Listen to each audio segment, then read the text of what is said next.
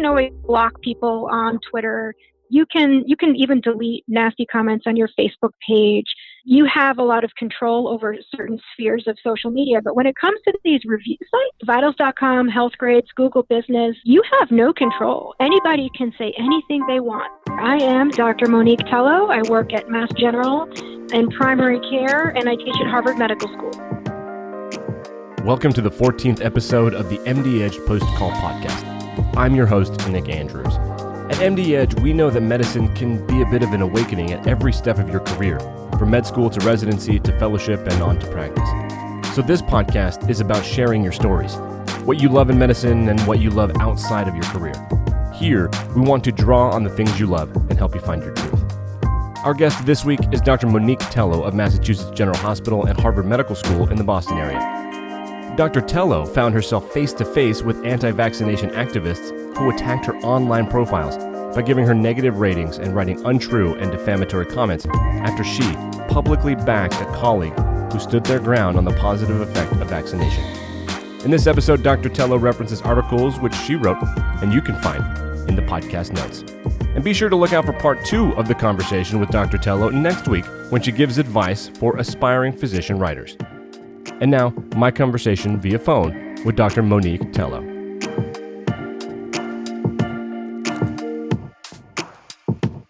I saw this article about cyberbullying, and cyberbullying to me is something else because it's this weird gray area that no one has figured out yet for anybody, for the mainstream life, for anybody. But then I read your article, and you were attacked by what are known in public society as vaxxers and antivaxxers. So you just walk me through what happened and what they did to you. Sure. Well, it actually all started with what they were doing to somebody else. So Jen Trachtenberg is a pediatrician in New York. She had posted a video on Instagram for National Immunization Month. And it just said, you know, here's all the reasons you should get your flu vaccine. It's a really good idea. Get your kids vaccinated. And she was immediately bombarded. I mean, there's 1,000 comments on that thread now, going back to August 8th when she posted it. And they were really mean. And so she, and I didn't even know about this until she went to Facebook. We belong to a physicians on social media Facebook support group, basically. And she said, guys, I am getting bombarded with really horrible, mean comments. People are posting fake, nasty reviews about me. People are saying nasty things about me on my Facebook page. Like, I have been targeted. Can you help me out?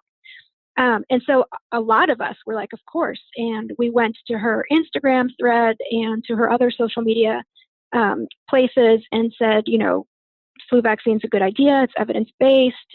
You know, let's be on the up and up about this. Let's not get nasty, that type of thing. You know, really pretty innocuous stuff. And that's when I started to get a lot of negative press. Also, I looked. It was only a month later that I realized this, but I all of a sudden had like 100 negative, just mean reviews about me online on vitals.com and Health Grades and Google Business Reviews. And it was all, you know, within a very short amount of time after I had posted in her defense. And I even, and probably one of the reasons that I was particularly targeted is that I wrote a blog post on my own blog about this harassment and intimidation that the anti-vaxxers use, you know, instead of having they don't have any scientific arguments, right? So what they do is they just bombard people with threats and insults. And they make life difficult and scary. Right. So I wrote about this. Yeah, we're just going through your post here. I have it up so we can reference it. But what I find really interesting about this is these kind of like death threats and weird, kind of creepy, awful things that people say on the internet. It is almost, to me, it comes with the territory of being in the public sphere. And I know a lot of colleagues of mine in journalism and just mainstream journalism and sports journalism, they deal with some pretty weird stuff. But where it gets extremely interesting for me is that the negative reviews directly impact healthcare. So, like, if I buy a product from Amazon and I give it 2 stars and I write, a paragraph because I say, hey, like, this is okay. Was it worth $10? I don't know. But when it's impacting your career and it's made up and this huge mobilization of people, that seems like there's really a lot to be undone there. And I couple that with just the bombardment of all the, I would call it hate mail, I suppose. Cyberbullying is, I mean, it's difficult personally, but also I imagine with the reviews on vitals and health grades, et cetera, it makes it really difficult professionally. Yeah, well, and that's their intent to harm. So they're intending to harm the professional reputation of physicians that support vaccination. And I learned very quickly that I am far from alone in experiencing this. I actually wrote an op-ed about this experience and interviewed a number of physicians around the country who've had very similar experiences and worse. It's mostly pediatricians, but also OBGYNs and internists who have been targeted, and the reviews are particularly frustrating because you can always block people on Twitter. You can even delete nasty comments on your Facebook page. You have a lot of control over certain spheres of social media, but when it comes to these review sites, vitals.com, healthgrades, Google Business, you have no control. Anybody can say anything they want. There's no vetting at all. You could have people in China saying nasty things about you. They are not checking to make sure people that are reviewing you on these sites is actually a patient. All they have to do is check the box that says, verify that you were a patient of this doctor. And they check it off, and that's it. They can say anything they want about you. I know. Oh, go ahead. It's so frustrating. Yeah, I imagine. No, go ahead. It's really interesting to me because I know, like, so the god of all of our lives, Amazon, they have verified purchases. They know, like, this user, you logged into this account, this is someone, they actually bought this thing, this is real. Because this is such a big problem in society. But with, like, HIPAA and different privacy laws, it seems like that would not only be a difficult thing to get around, but you can't scrub that. You can't go to the website and say, hey, will you take this? Because then it looks, even if you're telling the truth, it looks to them like you're trying to prop yourself up. And it's impacting your practice. You're right. So it's very, very difficult process, and there's not much of a process. So what I did, I first noticed this in the middle of the fall, and I started this whole. So first, you have to register on these sites and claim your profile. So a doctor may not even know that they have a profile at vitals.com, which I didn't actually. That just people are saying stuff about me on there. But if you notice that and you want to try to have a say in that, you have to register on Vitals. So they make you like join them basically. And then when you do that, you can supposedly file a complaint saying, look at this review, it's suspicious. And you're supposed to do that with every single one. Now I have hundreds. Mm-hmm. So I started reaching out to folks at Vitals and Healthgrades and Google Business. I started trying to play their game and like do this the right way. And I was getting nowhere, no responses at all. Multiple emails, multiple customer service complaint forms filled out. I was getting nowhere. So I hired a lawyer got involved, I should say. It was provided, the lawyers provided to me through my hospital. God, I'm very thankful for this. And the lawyer, who's just out of the goodness of his heart, kind of took this on, started making phone calls and doing all this detective work and trying to figure out who were the higher ups in these organizations. And then the hospital got involved. My MGH was not excited about their name being affiliated with these horrible, nasty, mean reviews saying one of their doctors was terrible because their name was on there. Yeah, I imagine. It's like Monique Tello. Yeah, doctor at MGH, 0 stars. Almost killed me, horrible doctor, don't see her, like all this stuff. So they were getting a little bit frustrated as well. And we all were going back and forth with, what progress we had made, who we contacted, anybody gotten back to us. And it was just last week. So this went on for like months. It was really painful. We actually got Healthgrades and Vitals to take down over 100 reviews. They did look into it and found that there were suspicious characteristics. If they look, they can see if the reviews are coming from an IP address outside of your state of practice. And they can see if there's clusters coming from the same place. And so they can see if something looks suspicious. I mean, obviously, if somebody's at a computer in, California, I'm not taking care of them. I don't have a license to practice in California. And healthcare is pretty solid in California, I've been told. So they could go to Palo Alto or LA and probably be okay. That's just something that's a quick Google search for just about anybody. Yeah. So they can, honestly, if the review sites wanted to, they could do a better job of vetting these comments up front.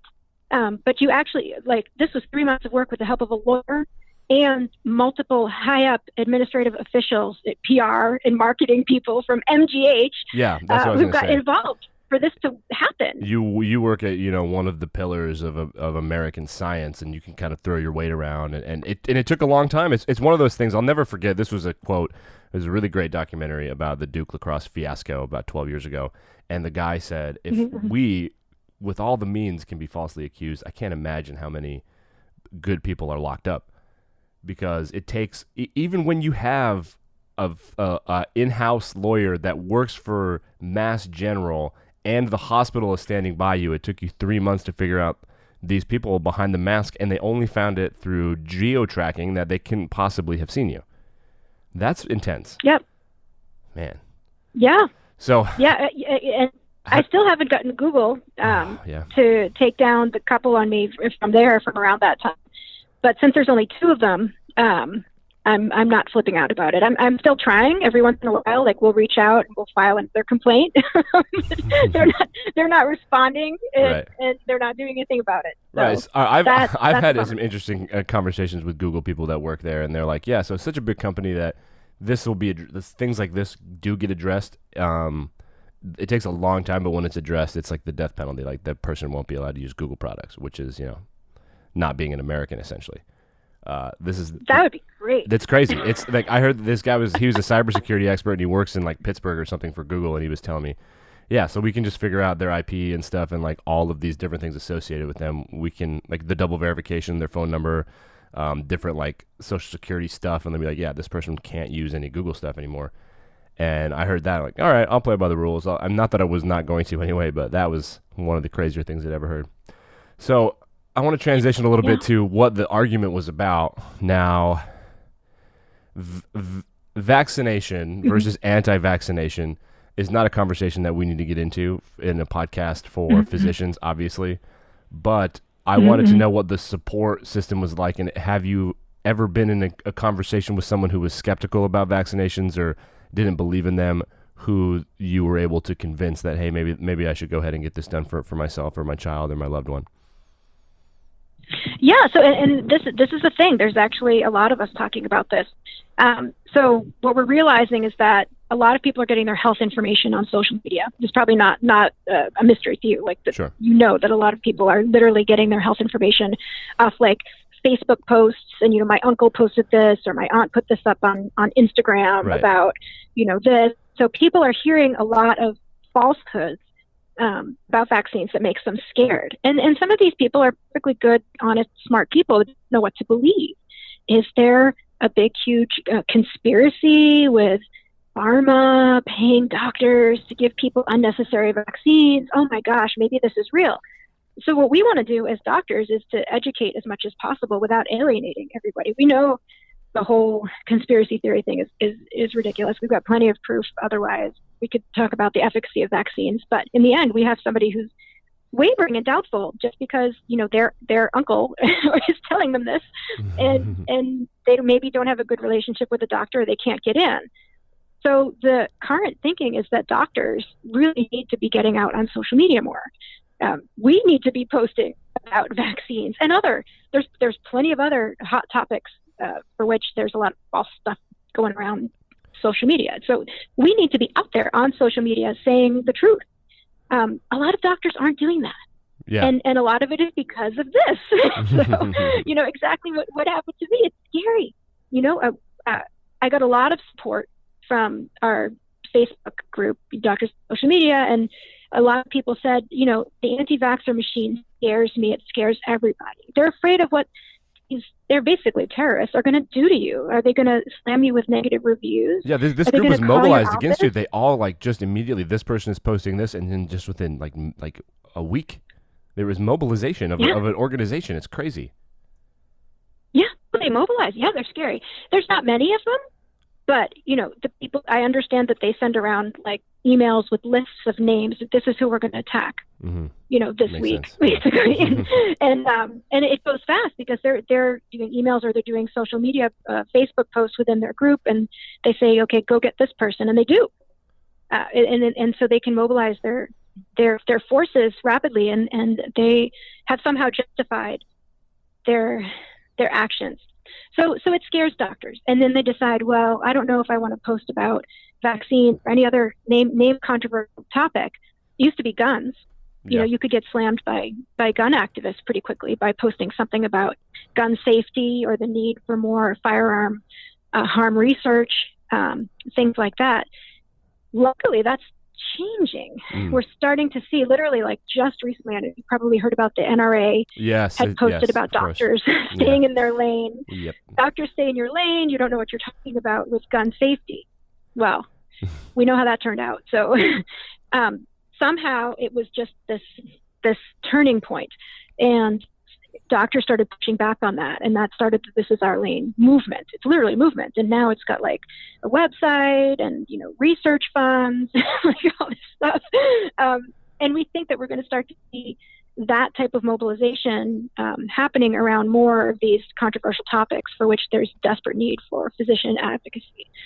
Yeah, no, and I think it's really great because I think that I'm sure someone much smarter than me came up with this, but I've always, since I was a kid and I learned about how Alfred Nobel invented dynamite, how some things are just as good as they are bad. And I think that the internet is that. If it, there's sex trafficking and you can buy heroin from all these different underground sites, but at the same time, like, it gives people not only voice, but solid, at least a little accurate information for average people can find these things out. So in a way, think of like a small town community physician, or even in a medium-sized market, say Boise or Oklahoma City. Word travels fast in small towns like that, but now with the internet behind you, these physicians can say, like, it's not just me. All of the doctors in the big cities in Boston and LA and Chicago and Philly and Atlanta, they all agree also. This is something that we're all taught. Everybody knows about it, and we could go into extreme detail about all the numbers and why this is a thing. But I promise, I'm not making this up. I'm not a hack. This is real, and I think that not only being able to communicate that to patients, but also being able to feel confident as a professional, say, like, all of my colleagues are right on the other end of my phone if I need them to either support me or have my back in public. Yeah, well, and that's where doctors, I think, feel a lot more secure when they belong to a group. So the Facebook group I keep referring to, Doctors in Social Media, great resource. I mean, like I said, it's probably a smaller percentage of physicians that are out there, like, regularly tweeting and regularly posting on Instagram and Facebook, and maybe more so on LinkedIn because it's a little bit of a safer spot, but just out there in the public. And so you need backup. If people regularly say, "Oh my gosh, I got attacked by some random person on Twitter for posting about birth control or women's health or women's rights," also controversial topics, right? Or transgender health or gay rights or something like that. There's a real overlap between ethics, and what's sort of ethical, what's medical, and I don't think enough physicians have been out there, but I see that changing. Yeah, and I mean, for the most part, what I've been pleasantly surprised about, I've been in medical media now, I don't know, 4 or 5 years. I started in sports, and then I made the transition pretty quickly as a young professional, and now what I found immediately was that there is a switch in the brains of high-level healthcare professionals, MDs, PhDs, even high-level nurses and pharmacists, where you flip the switch and all of a sudden you're a doctor, and at that point your role in society is not as important as your relationship with your patient or with your potential patients. And at that point there's no judgment, there's no shaming or victim blaming or any of these different things or these different hot topic issues that are out there today. It's just like, how can I take care of you? And I feel as if the general public is so queasy about just anybody who has any form of authority, that the first response over the last 10 years has been to say, like, I don't believe you. This doesn't seem real. I don't trust you. I feel like someone in power is making me do something. And I feel as if social media has the opportunity to kind of break down that wall a bit. Could. Yeah, like you said, it can go both ways. So social media can be good, it can be bad. That's why I think we need more physicians and more just educated professionals generally, spreading the truth, spreading true messages, real public health information. And that way, I think we'll start to. Right now, we can't. We're outnumbered. Right. So fake news is far overwhelming real news right now on venues, particularly Twitter and Instagram, even Facebook to some extent. Sure. We have some work to do, but like the This Is Our Lane movement has shown, like once you have enough people behind the message, it can really take off quickly. And that concludes part 1 of my conversation with Dr. Monique Tello and episode 14 of the Post Call podcast. Look for part 2 as well as previous episodes of Post Call wherever podcasts are found. For all of us here at MD Edge, I'm Nick Andrews.